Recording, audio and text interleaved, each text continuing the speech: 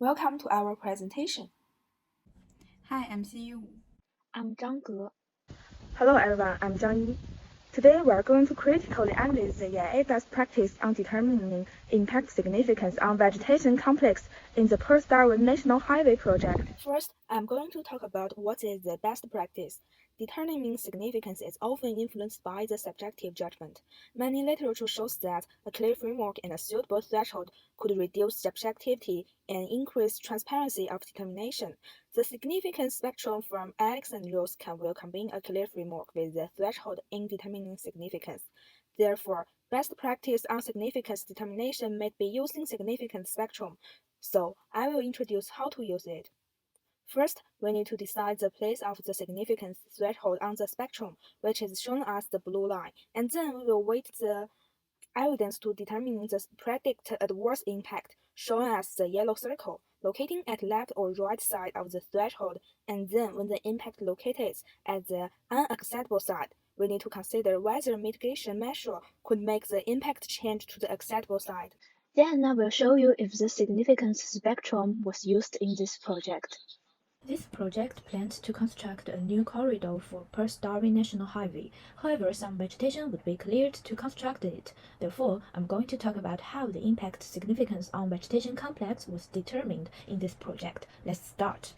In stage 1 and 2, significance spectrum was used. The threshold was set according to the EPA, which was particular vegetation complex existing 10% of its pre-European extent remaining after vegetation clearing.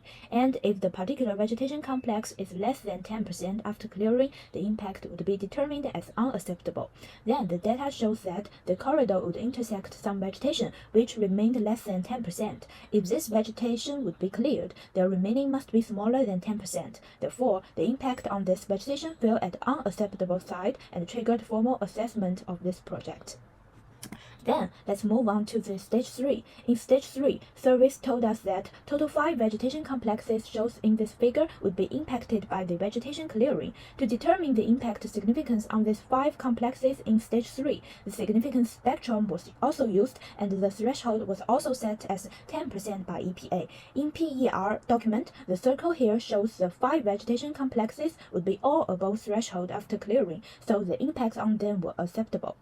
However, in response to submission document, the overstatement on the remaining extent of these 5 vegetation complexes in PER document was found and revised. In this document, the circle here shows that all 5 vegetation complexes after clearing had more than 10% of their pre-European extent remaining. Therefore, these values all fell at acceptable side. Thus, the impact on them was still determined as insignificant. Then let me analyze the remaining stages in EIA. In stage 4, the same threshold was used to determine the significance. In this figure, we can see that this 5 vegetation complex would be cleared and all of their remaining extent in this pink circle were less than 10% and fell at the accessible side. So EPA determined that the impacts on them would not be significant. In stage 5, to make sure the real impacts on vegetation complex were not larger than prediction, some management measures were proposed.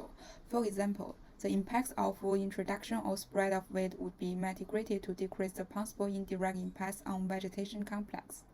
In conclusion, all stages clearly set a threshold and with the evidence to determine the impact significance. Therefore, the significance spectrum was used to successfully in this project to determine the impact significance on vegetation complex. This is our reference. Thank you for listening.